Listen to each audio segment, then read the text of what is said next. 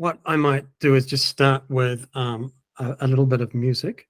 I'd like to acknowledge that I'm coming to you from Western Sydney, and I live near Mogoa Nature Reserve, and it's a very beautiful sort of piece of Australian bush on the east coast that inspires me. We're near the Blue Mountains, and this land is actually the Aboriginal peoples, the Darug speaking people's land that that renews me every day when I go for a run.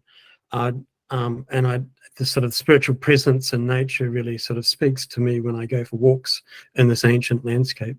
It's interesting, I just went down to calm my mind before I came to speak, and actually a yellow honeysuckle bird popped up under the tree about 1 foot from me, and sort of reminded me of my inspiration of music that I'm going to talk about in this piece.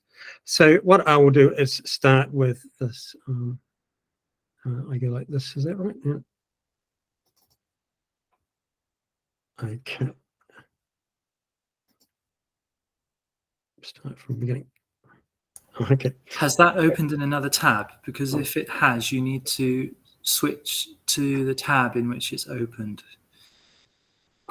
We can't see the PowerPoint at the moment. Sharing. Okay. All right. So, okay. So what do I need to do? Sorry. Repeat what you just did, but see if you can find the tab which has the PowerPoint.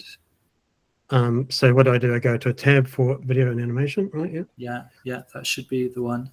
And can you see your PowerPoint? Oh, I see what you're saying. Yeah. Yeah. Excuse my clumsiness. I haven't used this one before.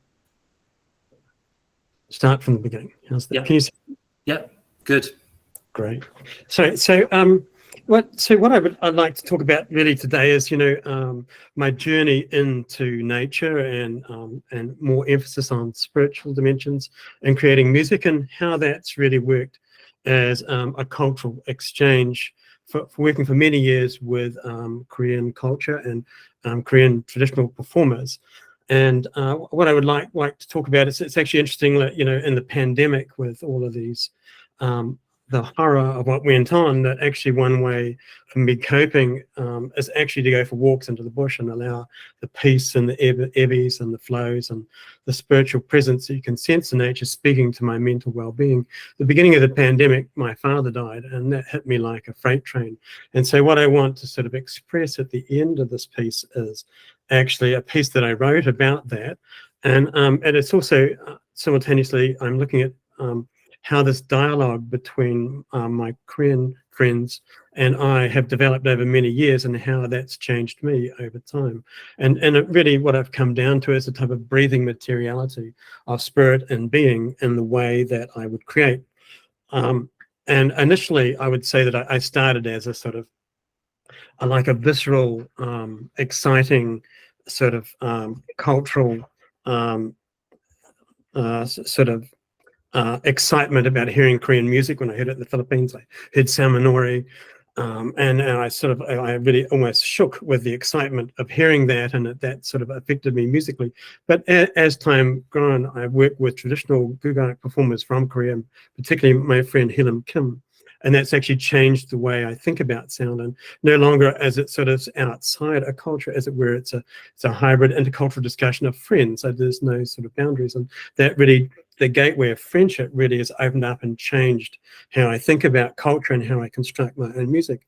And simultaneously, that's working with this piece here, where I'm trying to express about passing from earth to heaven when my father died.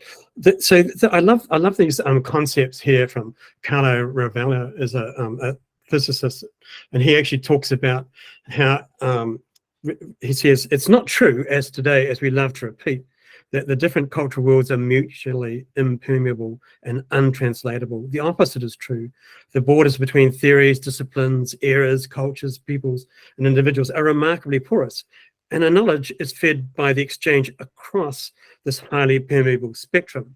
And what he's really saying there is that, if you go in, he goes back into sort of Plato, Galileo, and he's really saying, even though you go on and you go through into contemporary physics theory, actually the initial within, say, the new knowledge, actually the old is still loosely true. and then yet the new changes that, and then it goes on to the next one, and yet the previous one is still neutrally true. And he actually says that like the type of permeability is actually how knowledge changes and grows through time, and it's both ancient and it's also, he talks about Plato and Galileo, it's also cross-cultural. And so coming back as a nice frame for thinking about, I love Korean architecture, and often ideas from architecture, particularly East Asia, have influenced the way that I would construct sound. So Byung-Soo Cho has this really wonderful idea. He says, like the Greeks and their muses, Koreans of antiquity believed that during periods of intense creative work, whether in pottery, writing, or other art forms, the individual thoughts of the artists give way to an intuitive channeling of a greater force. He epitomizes this in mark Chabal, which is it's a type of mark. It's a united less by a uniformity than through a fondness of individual imperfections. And so this sense of mark, which is a type of roughness and imperfection that comes out of the process of making, where you're so intensely caught up in the making that you're not thinking of self, but you leave the fingerprints in the pottery, your identity, and then that intensity of making gives way to an awareness of the spiritual. It seems like it's really synergist with a lot of the ways that I would create music. And so what I wanted to try and think about here, the question I'm thinking about is, so I was thinking, right, this on the occasion of the Australian Embassy flew me across to Seoul to talk about Australia and Korean attitudes. And I was thinking, well, what are the principles of our dialogue together as creators? And so my research question was, what are the new repurposing of traditions that emerge with the spontaneous combustion of intercultural creativity that express a Korean-Australian connectedness as a new contemporary language of exchange?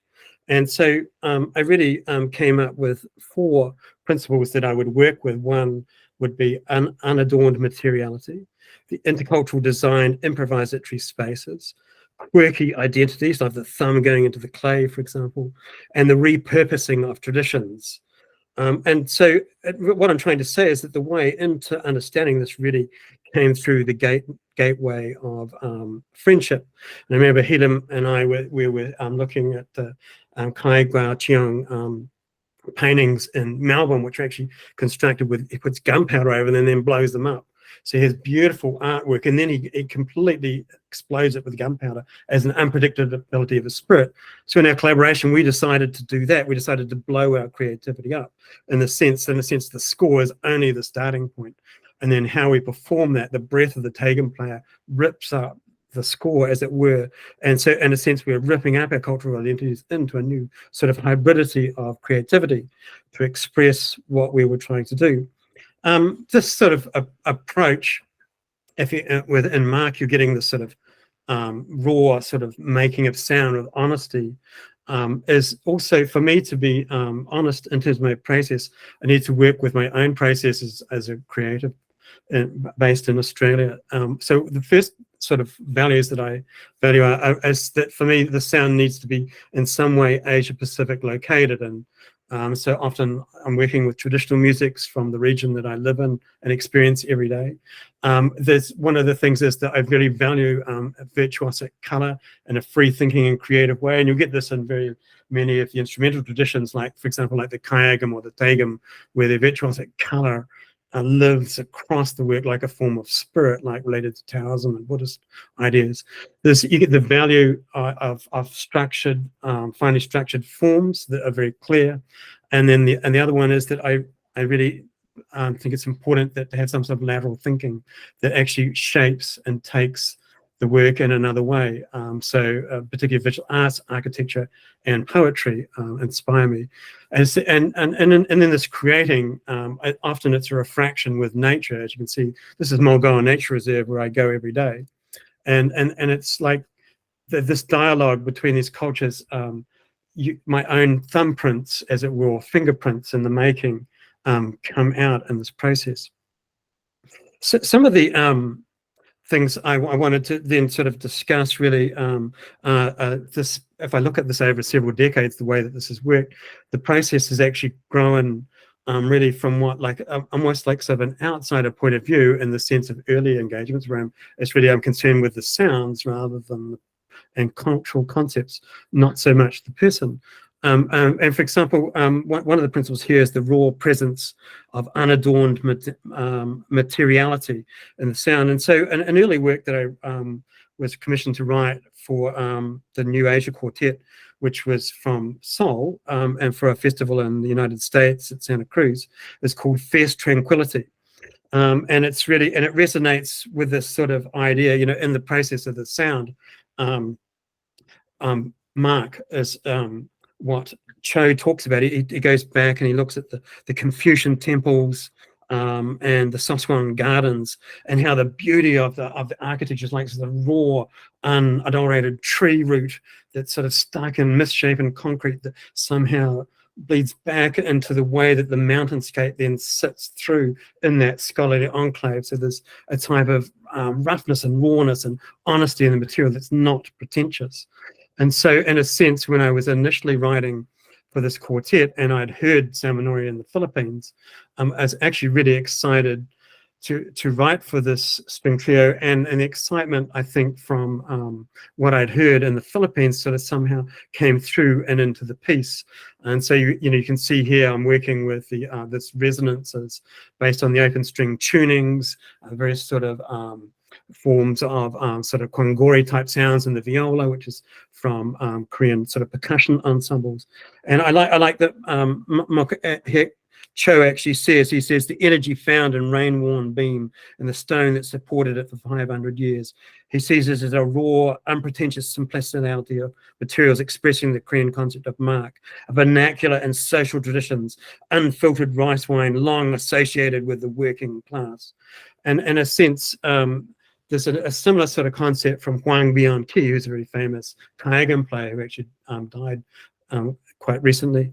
But he talks about this idea of mut, where, you know, he says we can say that an object has mut when we become conscious of the mut within it, and when we come in contact with the spirit, our object by some means seems to enter into the spiritual rhythm of the object.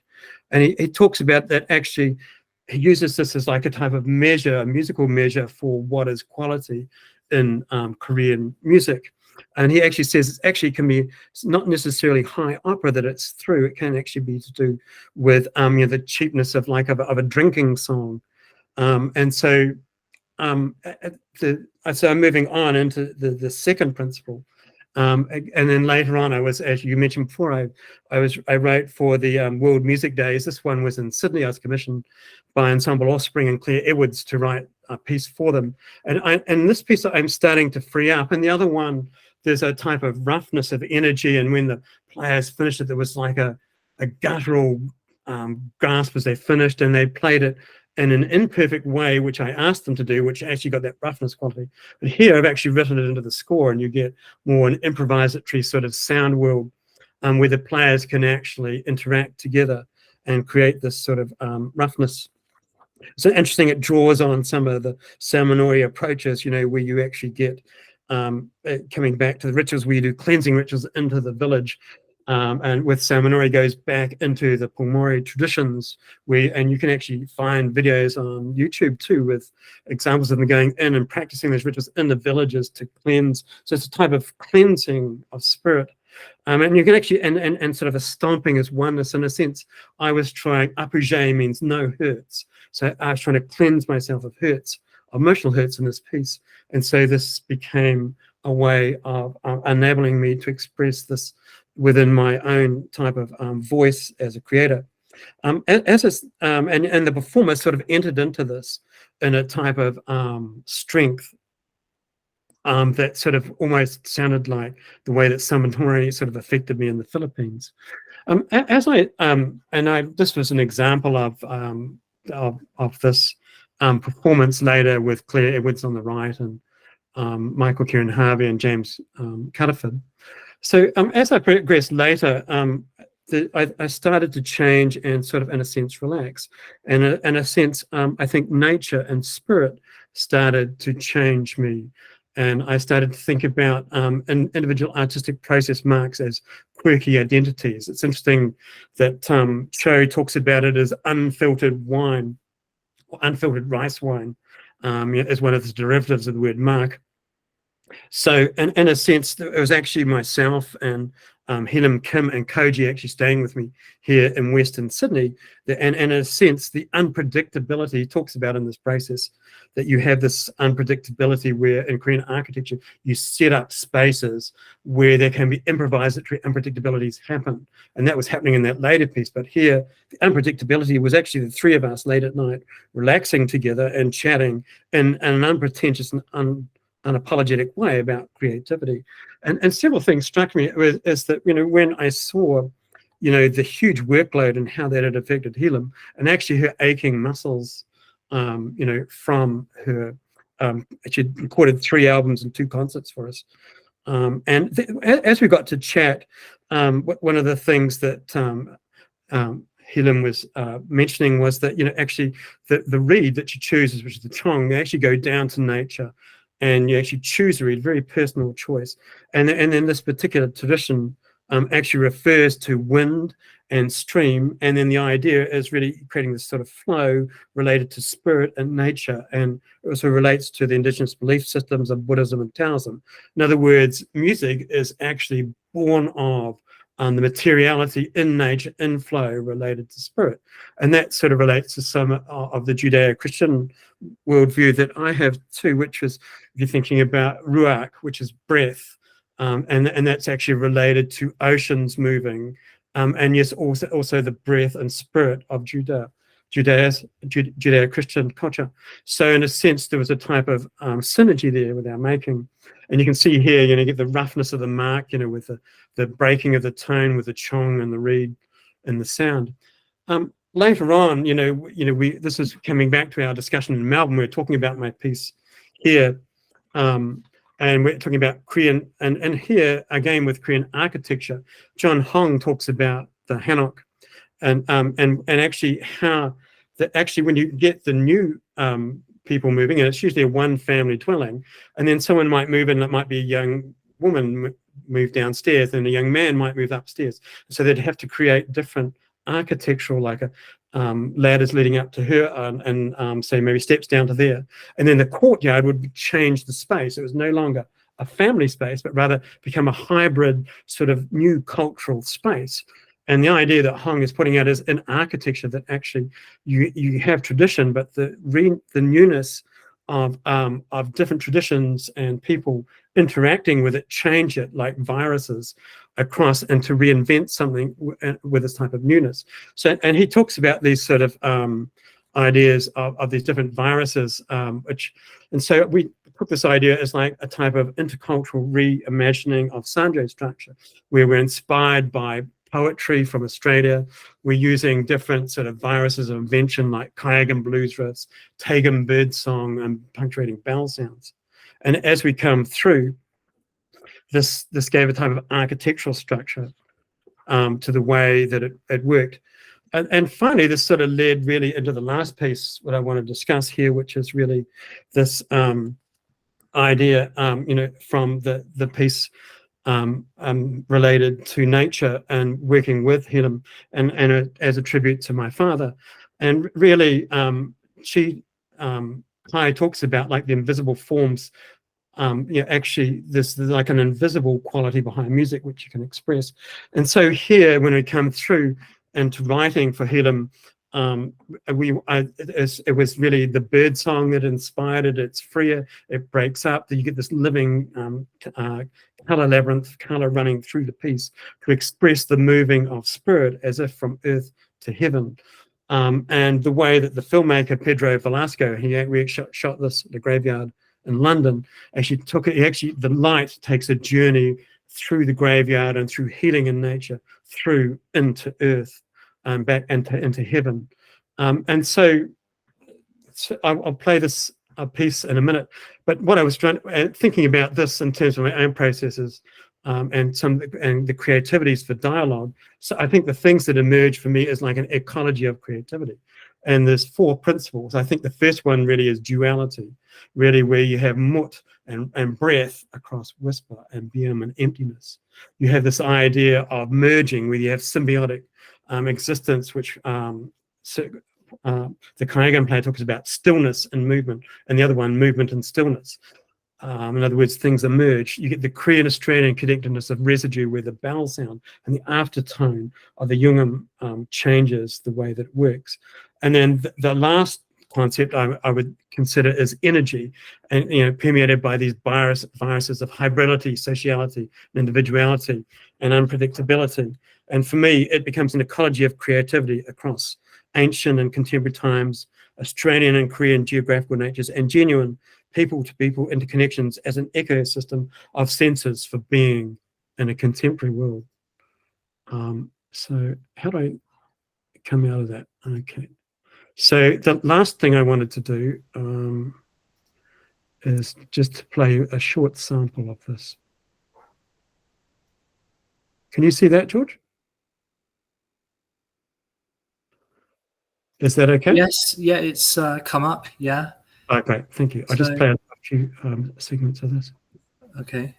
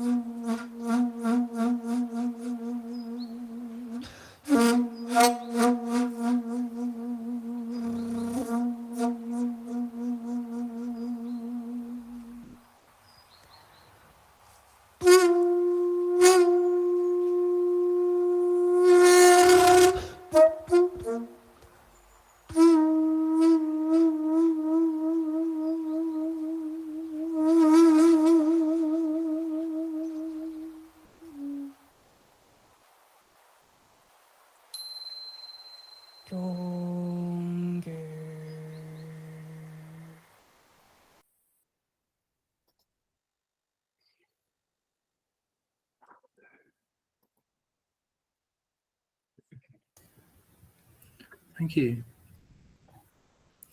Koji? Thank you, Dr. Crossman, for your amazing presentation on your cross-cultural works.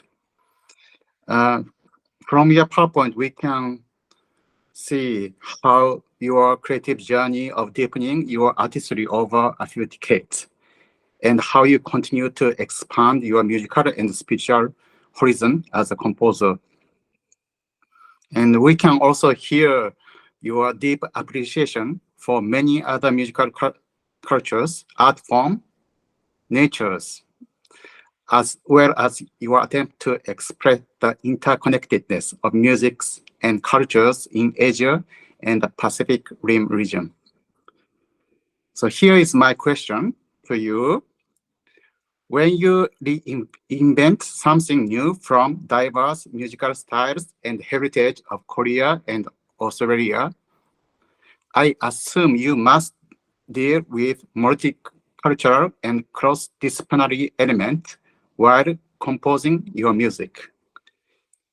If yes, have you ever encountered any technical or aesthetical challenges? If so, how did you find the solution, or what were the good solution, particularly for your music? So I think the question is, my response is both yes and no. I remember Chu Chung was saying this to us when we were in Japan, actually, and Hokkaido. He said, well, what more can you invent? Actually, the important thing is to actually be yourself in your music. So in a sense, what I'm actually trying to create a music for the Asia Pacific where I live, and my resonances, and one that will bless and speak to other people from the Asia Pacific and cultures where I live. So in one sense, my aim is not to be new, it's to create something that reflects where I'm at in a personal way, and it will connect with my environment in the Asia Pacific. But also, the other answer is also yes. I think in the interaction between cultures, you actually change. You don't stay the same. And so I think I didn't have time to play it, but at the beginning, my earlier music is very European focus. I studied with David Blake in York and Schoenbergian technique, and I have a very strong control out of that. But actually, gradually over time, rather than being sort of goal-centered and maybe sort of more about the note focus, the music has actually become about the timbre and the change of color and meditative.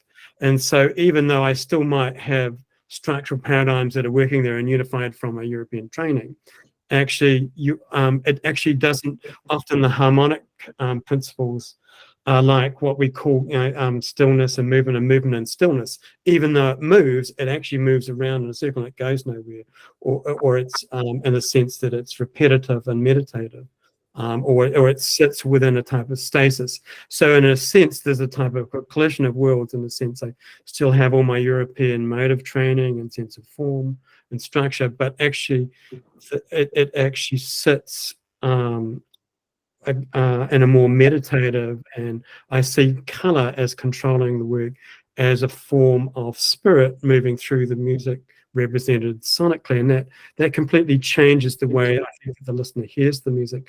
In terms of challenges, I think initially I used to think, well, because you have different tuning systems, but actually I really like the juxtaposition of them just sitting across each other. Remember my first piece, Double Resonances, I had it done, which with Kulintang, which is a Filipino. I worked with a Filipino poet here in Australia for many years, and she said if I wanted to set her poetry, I had to look at her music, but I fell in love with the Kulintang. So just about all of my pieces with it use this gong chime set. And I had it done also in New Zealand, but they didn't have a Kulintang, and they did it with a vibraphone. It's interesting that the music had actually sounded more like Debussy in some ways because you were using equal temperament. But actually, I actually preferred the gong set where the juxtaposition of the tuning was a few cents difference, as you showed in the beginning, sitting across the equal temperament in a type of juxtaposition of cultures that can coexist. You can have stillness and movement and stillness, different ideas. And so I think that creates a new form of hybrid expression that's really coming out of my experience. I'm Polish, actually. But I live in the Asia Pacific, and so it comes down to expressing myself and hopefully the cultures that I resonate with me. And this journey is not something I've learned from others. Thank you very much, Dr. Crossman, for your detailed and insightful answers. And the last piece actually remind me the music is really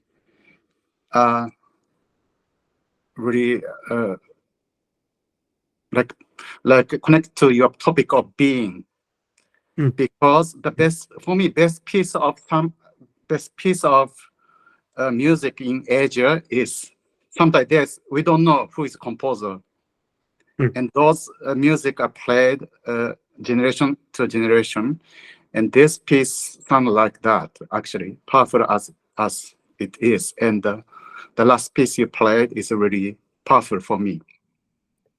Thank you, Koji. That's what I was meaning by meditative and beyond me. And that's what they're talking about in Mark. You know, you're going beyond and you're sensing something beyond yourself, even beyond the notes and spirit, you know. And for me, I wrote that piece when we were in lockdown in the pandemic.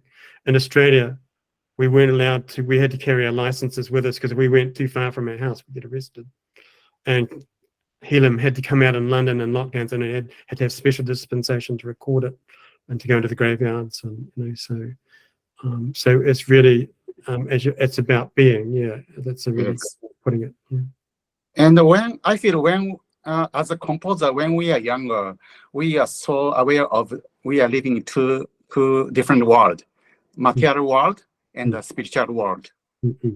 Yes, and we find a way to negotiate between this world. We try to express something, but when we get mature, actually, we can be liberated from them, and Yes. we can understand how we can just being ourselves and, you know, flow with the energy. So this is, for me, this is the beauty of art form in Asia and in the Pacific Rim. And Yes. I'm quite happy to see you compose this piece. Even you got a tremendous loss of your father. Yes, I totally understand. You know, this comes from your personal experience also, and push you to see your music, you know, in deeper level. So thank you for sharing your personal story and your artistic journey over many years. Thank you, Koji. Let's open it up to other questions from the audience.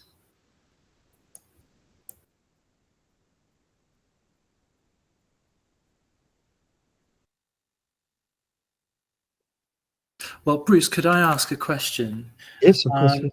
I think your talk is just so full of amazing sentences which capture a kind of wisdom. So I was writing a lot of things down, trying to get as many things down on the paper as I could as you were going through your PowerPoint. But I think there's an interesting tension, and I wonder how you resolve it between the way in which an individual artistic process generates or expresses a quirky identity, and then this other kind of process of going beyond yourself, where you channel a greater force, as you quoted from the Korean architect. So how do those two things? How do we harmonize those two things, the quirky identity and the greater force in our creativity? Yeah, I think Koji was quite right. I think when we're younger, we see that sort of dilemma, and it sits like a type of binary. But actually, I think as you relax and you get older, the ego goes out of it, right? And you get shaken by life. And actually, what's really important is to express something spiritual that connects to others and from the environment they're in. And so here, I think it's the process of making. I love this idea from Mark that the way that the making is so intense and working as a type of dialogue. And this is one of the things that Chinary Ung was talking to me about, is allowing my piece to speak to me, even when I'm, when I'm walking, or when I'm in the bush, or when my friend Evan Muru, a original direct person, was talking about actually loading my dreams up so they speak to you, you know. So in a sense, the self goes out to it in the intenseness of the making. But as you're going into the intensity of making, your thumbprint's still there. You don't change, you're still there. But it's not a selfish awareness, you know, and it becomes a type of thing where you're trying to reach out to something much bigger than yourself. And I think that's really important to express in music, because it can be a type of healing for people, I think. I see Ross Cave has put his hand up. Yes. Oh, sorry, I've covered my, hang on. There, right, sorry about that. Yeah, I really was fascinated by your presentation. Dr. Thank you, Crossman. Sam. I wondered about identity is a funny thing, isn't it? And being is a sort of an interesting concept, because in some ways it's mutable by circumstance and emotion and what's happening in one's life, seismic personal events or cultural experiences. And you described at least two of those in your talk, the hearing of music in Korea and also the passing of your father.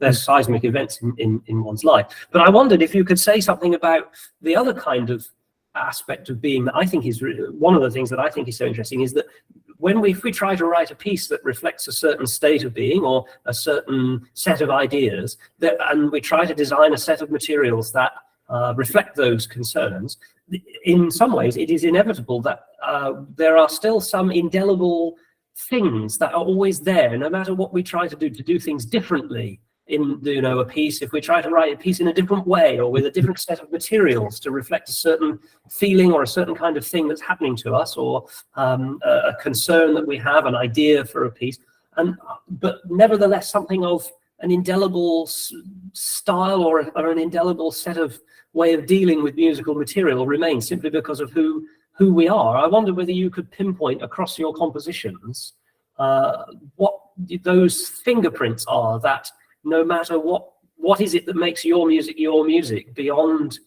or not beyond, but as well as these concerns that you were talking about. What are the indelible fingerprints that are yours? Every time you have a new idea, we have to make a compromise with an idea, because we're us, but we're changed us. I wonder whether you had a sense of that. Yes, I do. And so when I was talking about the processes of working, there's also what I would describe as the creative voice. And so I was coming down to, I mean, some of those for me is, and I think that's, you were talking about cultural shaping, is true, that, I'm brought up in Australia and New Zealand, and we do hear all the sonorous cultures. So that really makes a different way of creating sound. There's actually, it's more vertical, actually. Yeah. And similar to what you were describing. I remember when I was studying in New York with David Bacon, he wanted everything to work linearly, but I could never do that because I didn't think that way. So the other thing is that I'm an improviser, piano improviser. I love freeform jazz, particularly New York jazz. When I was in New York, when I wasn't working with the Rockefeller, I was going to every jazz club, and I love, people say, I should be more simple. I can't. I love the complexity of exploding in a completely unpredictable way. I have no problem sitting down and improvising for an hour, and I can record. So for me, that's a really important thing. I think it's really also very important to have, I think structure is really important so that the piece holds together. I'm Polish, so it's in a sense, this type of European concernings that are in my bones. I sort of, when I hear Lutoslawski, the emotion, it strikes me on a heart level. I can't get rid of that. It's always there. And the other thing is, I'm not a tunnel vision. I always think laterally. I grew up in a family of artists and sculptors and poets and painters, and that, when I was, they'd be playing the Rite of Spring while having an argument about painting with his colleagues. So I always think laterally, and so actually it's interesting, when I went to Europe and I started seeing like the Picasso exhibitions in London, I was like, I'm blown away. And also similarly, when I went to Tokyo and saw the Hokusai, that was just really touched my spirit, as I'm still mind blown from that. So that creates new ways of reinventing sound for me, and those things are always with me. Thank you. Thank you so much. Now, I think that that wraps it up quite neatly, because we're just coming up to the time when we need to take a break. So thank you so much to Dr. Cave and Professor Crossman. And what struck me in both of your talks is that there seems to be a kind of commonality, which happened slightly coincidentally. I was sort of trying to sculpt the way I put papers together. But I think there was a really nice commonality in the way both of you talked about the breadth of music, the way in which music can breathe and be meditative or express spirituality in some way. And I think that was very strong in both of your papers. So I really enjoyed listening to both of your papers. Thank you so much to Koji Nakano for his moderation contributions as moderator. So thank you. And we'll take a break for 10 minutes and we will continue at 20 minutes past the hour. Thank you. Thank you, George. Thank you, George.